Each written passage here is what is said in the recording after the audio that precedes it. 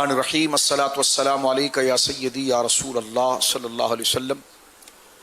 Corona virus کے حوالے سے اس وقت تمام عالم دنیا اس تشویش میں مبتلا ہے، اور ہمارے وطن عزیز کے اندر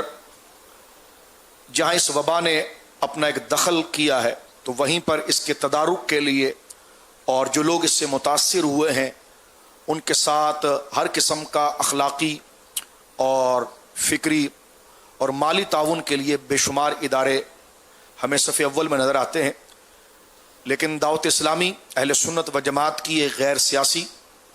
مذہبی تنظیم ہے۔ اس نے حضور علیہ الصلوۃ والسلام کی امت کی ضروریات کے تقریباً شعبہ جات پر احسن طریقے سے کام کیا، چاہے وہ عقائد و نظریات کا تحفظ ہو، چاہے ان کے اخلاق و کردار، ان کی عبادات اور ان کی مذہبی زندگی کے ساتھ درستگی کا تعلق ہو۔ اس میں دعوت اسلامی کا ایک کلیدی کردار ہے جو روز روشن کی طرح تمام پر آیا ہے، لیکن موجودہ صورتحال کے اندر امت مصطفیٰ صلی اللہ علیہ وسلم کے ساتھ خیرخواہی میں یہ کس طرح پیچھے رہ سکتے تھے، تو اسی حوالے سے دعوت اسلامی نے بہت بڑا کام کیا، جس میں اناج کی تقسیم کا کام کیا، اور وہ بچے جن کو خون کی ضرورت تھی، تھیلیسیمیا کے جو بچے تھے، ان کے ساتھ حضرت علامہ ابو البلال الیاس قادری صاحب رضوی اطال اللہ بقاہ حضرت کی اپیل پر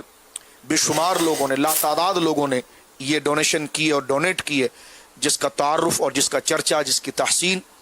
یقیناً ہر حلقے کے اندر کی گئی ہے۔ اور یہ کام کر کے دعوت اسلامی نے ثابت کر دیا اور اس بات کو ذکر کر دیا کہ یقیناً دعوت اسلامی کسی ایک شعبہ جات پر کام کرنے پر ہی نہیں، بلکہ جہاں جہاں پر امت مصطفیٰ کریم صلی اللہ علیہ وسلم کی ضرورت ہوگی تو یہ ہراول دستہ اہل محبت کا وہاں پر اپنا کردار ادا کرے گا۔ میں حضرت علامہ مولانا ابو البلال الیاس اتار قادری صاحب